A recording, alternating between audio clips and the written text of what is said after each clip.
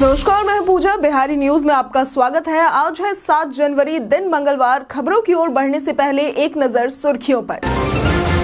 बिहार में 80,000 पदों पर शिक्षकों की बहाली, जल्द जारी हो सकती है अधिसूचना। शिक्षा विभाग ने खाली पदों का मांगा विवरण। बिहार में एनएच किनारे हाईटेक हाट बनाने की तैयारी, लोगों को मिलेगा रोजगार। मिथिला हाट की तर्ज पर बनाने की तैयारी। मछली पालन से जुड़े लोगों को करना होगा रजिस्ट्रेशन। व्यवसायों को संगठित और पारदर्शी बनाने के लिए लिया गया फैसला। कॉमन सर्विस सेंटर के जरिए मुफ्त में करवा सकते हैं रजिस्ट्रेशन। बिहार के ग्राहकों को बीएसएनएल ने दी खुशखबरी, मुफ्त टीवी सेवा का मिलेगा लाभ। पहले चरण में जानिए किन जिलों को मिलेगा लाभ। कामकाजी महिलाओं को मिलेगा सखी निवास योजना का लाभ। 12 साल के लड़के और 18 साल की लड़कियों को भी रखने की होगी अनुमति। वंचित वर्ग और विकलांग महिलाओं को मिलेगी प्राथमिकता। क्या आपके बैंक लॉकर की खो गई है चाबी? चाबी खोने पर क्या होगी आगे की प्रक्रिया? बैंक से करना होगा संपर्क। आईसीसी 2 स्तरीय टेस्ट व्यवस्था पर कर रहा विचार। बॉर्डर गावस्कर ट्रॉफी को दर्शकों से भरपूर मिला था समर्थन। 2027 के बाद लागू हो सकती है ये व्यवस्था। चलिए बढ़ते हैं अब तक की 25 बड़ी खबरों की ओर विस्तार। सशस्त्र सेना चिकित्सा सेवा महाविद्यालय ने ग्रुप सी के कई पदों पर भर्ती निकाली है। ये भर्ती कुल 113 पदों के लिए है। आवेदन प्रक्रिया आज से शुरू है और इसकी अंतिम तारीख 6 फरवरी है। इच्छुक उम्मीदवार इसकी आधिकारिक वेबसाइट dgafms24.onlineapplicationform.org पर जाकर आवेदन कर सकते हैं। अलग अलग पदों के लिए अलग अलग योग्यता निर्धारित की गई है। आवेदन करने वाले उम्मीदवारों को जरूरी है कि उन्होंने 10वीं 12वीं ग्रेजुएशन या फिर फोटोग्राफर के लिए संबंधित क्षेत्र में डिप्लोमा किया हो। उम्मीदवारों की आयु सीमा 18 से 30 वर्ष के बीच में होनी चाहिए। भर्ती से संबंधित सटीक और अधिक जानकारी के लिए आप इसकी आधिकारिक वेबसाइट और अधिसूचना को देख सकते हैं। बिहार लोक सेवा आयोग यानी कि बीपीएससी चौथे चरण में 80,000 से अधिक शिक्षक पदों पर बहाली की योजना बना रहा है। इसमें तीसरे चरण में खाली रहे 21,397 पद भी शामिल होंगे। शिक्षा विभाग ने जिलों के शिक्षा अधिकारियों से खाली पदों का विवरण मांगा है। चौथे चरण में गणित, संगीत और खेल के लगभग 11,000 पदों की भर्ती होगी। साथ ही कक्षा 1 से 12वीं तक के शिक्षक पदों पर भी नियुक्ति होगी। प्राथमिक शिक्षक की सैलरी 48,880, मिडिल स्कूल शिक्षक की 54,370 और सेकेंडरी शिक्षक की 59,860 रुपए होगी। नोटिफिकेशन जल्द ही जारी किया जाएगा। ये भारत के पहले दलित उप प्रधानमंत्री थे। लोग इन्हें बाबूजी के नाम से पुकारा करते थे। भारतीय स्वतंत्रता संग्राम में इन्होंने भी अहम योगदान दिया था। इनका जन्म 5 अप्रैल वर्ष 1908 में बिहार के भोजपुर में हुआ था। इनके सम्मान में डाक टिकट भी जारी किया गया था। भारत में संसदीय लोकतंत्र के विकास में भी इनका योगदान अमूल्य रहा है। 6 जुलाई वर्ष 1986 में ये दुनिया को अलविदा कह गए थे। बिहार के ग्रामीण क्षेत्रों में स्वरोजगार के अवसर बढ़ाने के लिए पर्यटन विभाग ने राज्य के सभी नेशनल हाईवे के किनारे हाट विकसित करने की योजना बनाई है। इसके लिए जिला पदाधिकारी से आहार पोखर झील के आसपास उपयुक्त जमीन की सूची मांगी गई है। इससे रोजगार के अवसर बढ़ेंगे और स्थानीय किसानों को बड़े बाजार मिलेंगे। साथ ही भोजपुरी और अन्य लोक कलाओं को बढ़ावा मिलेगा। मिथिला हाट की तर्ज पर इन हाटों में आधुनिक सुविधाएं, food court, open air theatre और कला प्रदर्शन की व्यवस्था भी की जाएगी। बिहार के कई जिलों में हाईवे किनारे कई हाट खोलने की अपार संभावनाएं हैं, जिससे कला और पर्यटन को बढ़ावा मिलेगा। केंद्र सरकार ने मछली पालन और इससे जुड़े व्यवसायों को संगठित और पारदर्शी बनाने के लिए नेशनल फिशरीज डिजिटल प्लेटफॉर्म यानी कि एनएफडीपी पर रजिस्ट्रेशन अनिवार्य कर दिया है। समस्तीपुर जिले में इस प्लेटफॉर्म पर अब तक केवल 5,878 मछली पालकों ने रजिस्ट्रेशन कराया है, जबकि इसका लक्ष्य 12,346 रखा गया था। मछली पालक और मछुआरे कॉमन सर्विस सेंटर यानी कि सीएससी के माध्यम से मुफ्त रजिस्ट्रेशन करवा सकते हैं। प्रधानमंत्री मत्स्य किसान समृद्धि योजना के तहत डिजिटल पहचान पत्र मिलेगा, जिससे कि पारदर्शिता बढ़ेगी और निवेशकों का विश्वास भी मजबूत होगा। भारत संचार निगम लिमिटेड यानी कि बीएसएनएल ने बिहार के ग्राहकों के लिए एक नई मुफ्त सेवा शुरू की है, जिसमें fibre to the home network के उपयोगकर्ताओं को इंट्रानेट टीवी सेवा दी जाएगी। इस सेवा के तहत ग्राहकों को 500 से अधिक live TV channel, OTT platform जैसे कि अमेजन प्राइम, नेटफ्लिक्स, हॉटस्टार और यूट्यूब और गेमिंग चैनल्स की सुविधा भी मिलेगी। ये सेवा अनलिमिटेड डेटा के साथ उपलब्ध होगी और इसमें कोई भी अतिरिक्त शुल्क नहीं लिया जाएगा। पहले चरण में पटना, मुजफ्फरपुर, गया, दरभंगा होगा और भागलपुर के ग्राहकों को यह सुविधा मिलेगी और बाद में अन्य जिलों में इसे उपलब्ध कराया जाएगा। राजस्व एवं भूमि सुधार विभाग द्वारा भू मापी की प्रक्रिया emaapi.bihar.gov.in पोर्टल के माध्यम से पूर्णतः ऑनलाइन कर दी गई है। आवेदित जमीन की मापी के उपरांत मापी प्रतिवेदन रैयत उक्त पोर्टल के सर्च एप्लीकेशन स्टेटस से देख या प्राप्त भी कर सकते हैं। मापी प्रतिवेदन से सत्यापित प्रति अब भू अभिलेख पोर्टल यानी कि भूअभिलेख.bihar.gov.in से आवेदन कर प्राप्त की जा सकती है। आवेदन की प्रक्रिया उक्त पोर्टल पर उपलब्ध व्यू यूजर हेल्प गाइड पर क्लिक कर देखी जा सकती है। बीपीएससी 70वीं प्रीलिम्स परीक्षा को लेकर विवाद बढ़ गया है और मामला सुप्रीम कोर्ट पहुंच चुका है, जिस पर आज सुनवाई हो सकती है। याचिका में परीक्षा को रद्द करने और प्रदर्शन के दौरान लाठीचार्ज करने वाले एसपी और डीएम के खिलाफ कार्रवाई की मांग की गई है। याचिकाकर्ता ने परीक्षा में धांधली का आरोप लगाया है और सीबीआई जांच की मांग की है। परीक्षा में देरी, नॉर्मलाइजेशन प्रक्रिया और पेपर लीक के आरोपों के चलते छात्रों ने विरोध प्रदर्शन किया था। 13 दिसंबर को पटना के बापू सेंटर पर हुई परीक्षा को रद्द किया गया था। आपको बता दें कि आयोग ने कई बार परीक्षा तिथियां बढ़ाई, जिस कारण से अब रिजल्ट और मेंस परीक्षा में भी देरी हो सकती है। बिहार का वाल्मीकि टाइगर रिजर्व यानी कि वीटीआर अपनी जैव विविधता के लिए प्रसिद्ध है, जहां 300 से अधिक पक्षी प्रजातियां पाई जाती हैं। इनमें संकटग्रस्त पक्षियों जैसे कि red headed vulture, slender billed vulture और हिमालयन वल्चर शामिल है। रिजर्व में प्रवासी पक्षियों का भी आवास है, जैसे कि यूरेशियन कर्लेव और ग्रे हेडेड लैपविंग। यहाँ कुछ पक्षी प्रजातियां केवल इसी क्षेत्र में पाई जाती है, जैसे कि सारस क्रेन, व्हाइट ईयर और नाइट हेरोन। वीटीआर पक्षी संरक्षण और अध्ययन का एक प्रमुख केंद्र बन चुका है और यहाँ पक्षियों के संरक्षण के प्रयास जैव विविधता को बनाए रखने में मदद कर रहे हैं। राज्य सरकार मुख्यमंत्री कृषि विद्युत संबंध योजना के तहत किसानों को सस्ती और मुफ्त बिजली उपलब्ध करा रही है। राज्य में कुल 7,20,000 डीजल पंप सेटों में से 3,60,000 पंप सेटों को विद्युत कनेक्शन दिया जा चुका है। ऊर्जा विभाग का लक्ष्य 4,80,000 पंप सेटों को कनेक्ट करना है, जिसमें 2024-25 में 1,50,000 पंप सेटों में से 1 लाख को कनेक्शन भी मिल चुका है। शेष बचे हुए 50,000 पंप सेटों को मार्च 2025 तक कनेक्ट किया जाएगा। प्रति यूनिट बिजली दर 6.74 रुपए में से 6.19 रुपए की सब्सिडी मिलती है, जिससे कि किसानों को केवल 55 पैसे प्रति यूनिट ही देना होता है।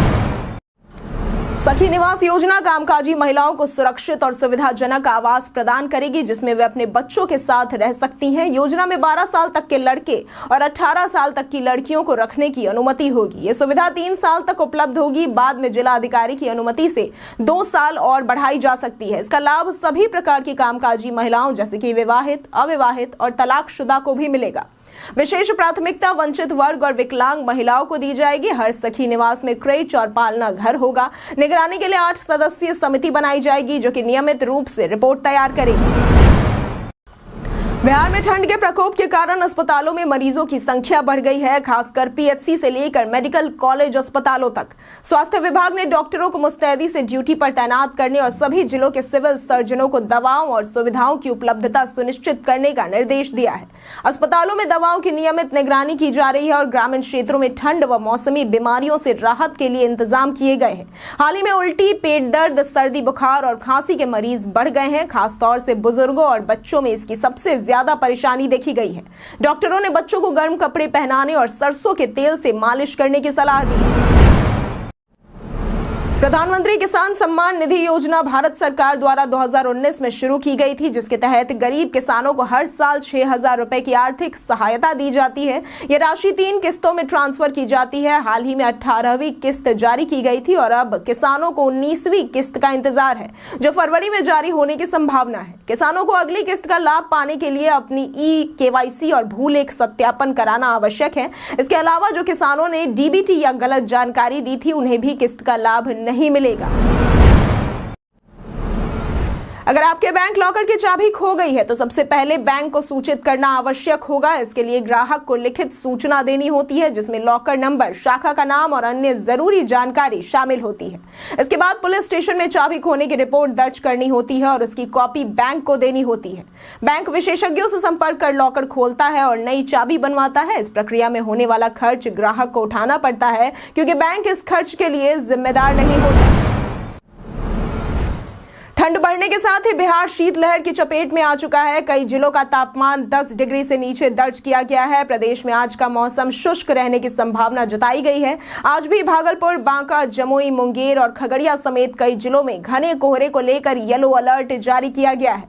प्रदेश में आज का अधिकतम तापमान 18 से 20 डिग्री और न्यूनतम तापमान कुछ जगहों पर 8 से 10 डिग्री और कुछ जगहों पर 10 से 12 डिग्री रहने की संभावना जताई गई है।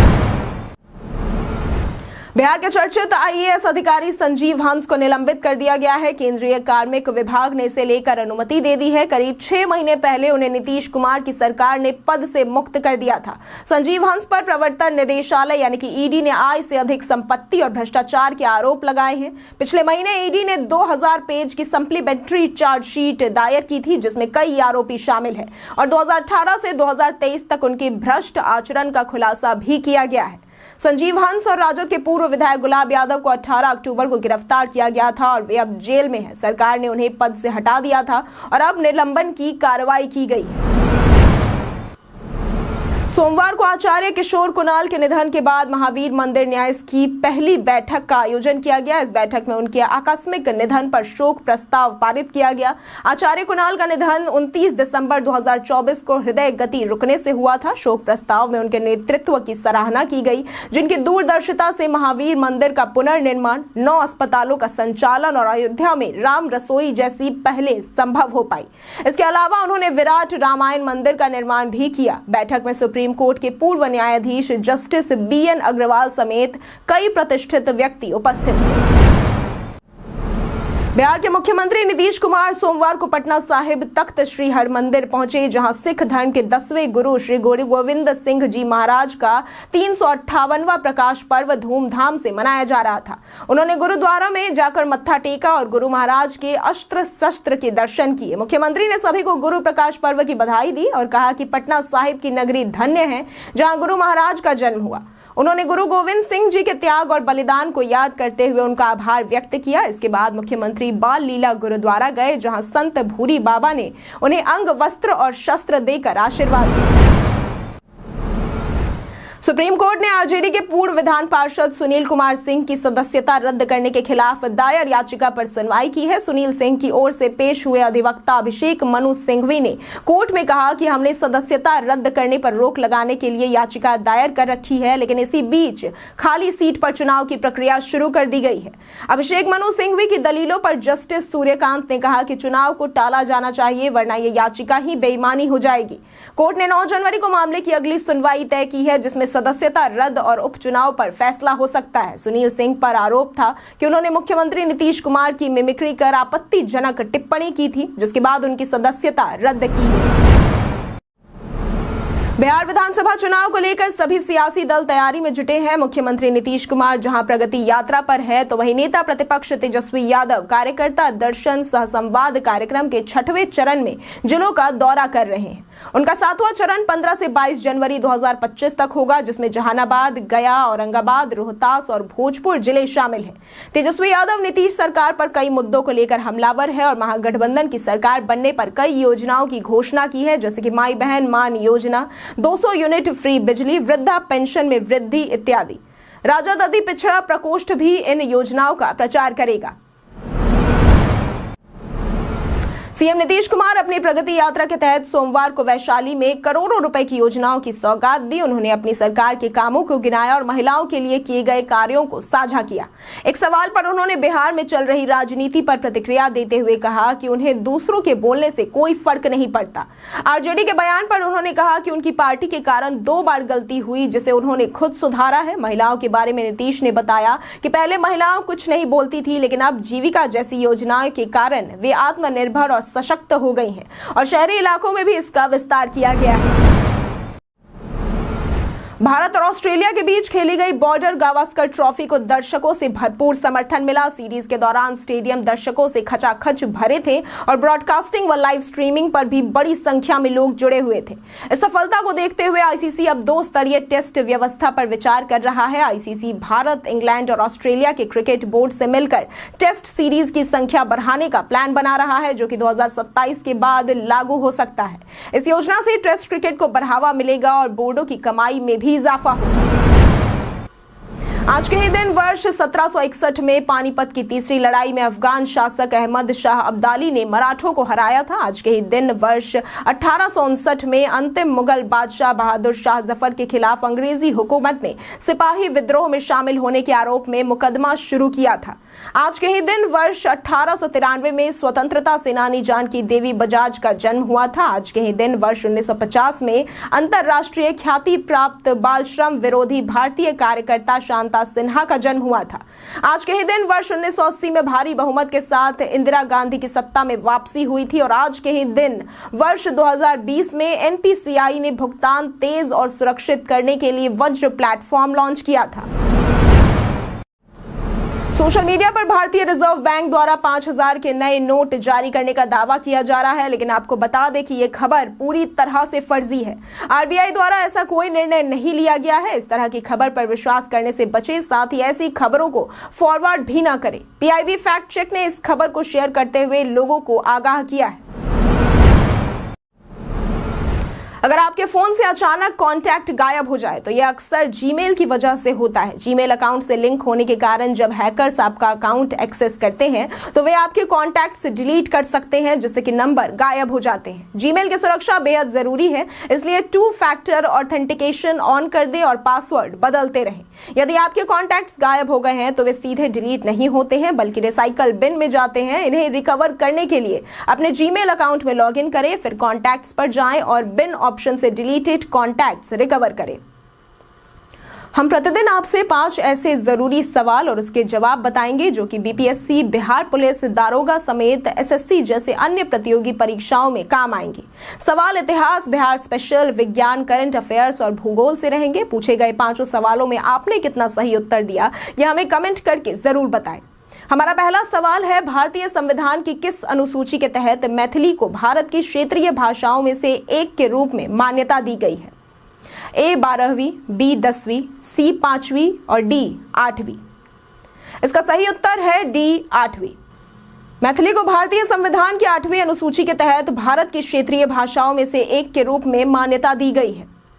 हमारा दूसरा सवाल है, देश में जमींदारी प्रथा को समाप्त करने वाले पहले मुख्यमंत्री कौन थे? ए श्री कृष्ण सिंह, बी जगन्नाथ मिश्रा, सी कर्पूरी ठाकुर और डी नीतीश कुमार। इसका सही उत्तर है श्री कृष्ण सिंह। हमारा तीसरा सवाल है, श्री कृष्ण विज्ञान केंद्र का उद्घाटन किस वर्ष में किया गया?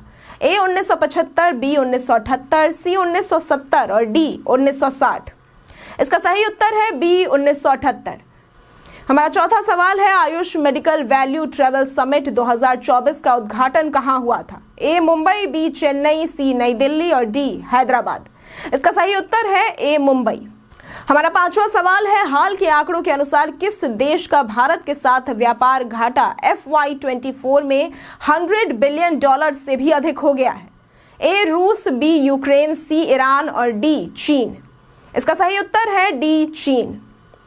बीते दिन हमारे द्वारा पूछे गए सवाल का जवाब आप लोगों में से बहुत लोगों ने हमारे कमेंट सेक्शन में लिख कर दिया है। जिन्होंने हमारे द्वारा पूछे गए सवाल का जवाब दिया है उनके नाम है पंकज कुमार, विकास कुमार, नेहा झा, प्रमोद कुमार, आशीष तिवारी, सोनाली कुमारी, अनिल कुमार, रिमझिम कुमारी, दीपक कुमार, नीता कुमारी सोनी, जयंत आलोक, धनंजय कुमार, ललित सदय, मोहम्मद जेम्स, अमन कुमार, संदीप कुमार, अनवर करीम खान और राम कुंदन। इसी के साथ बढ़ते हैं आज के सवाल की ओर। आपके क्षेत्र में सबसे लोकप्रिय बैंक कौन सा है? आप अपना जवाब हमें कमेंट सेक्शन में लिखकर जरूर बताएं। आज के लिए इतना ही। बिहार के तमाम खबरों के साथ बने रहने के लिए देखते रहे बिहारी न्यूज, और साथ ही अगर आप यूट्यूब चैनल पर देख रहे हैं तो चैनल को सब्सक्राइब करें, और अगर आप फेसबुक पेज पर देख रहे हैं तो लाइक और फॉलो जरूर करें।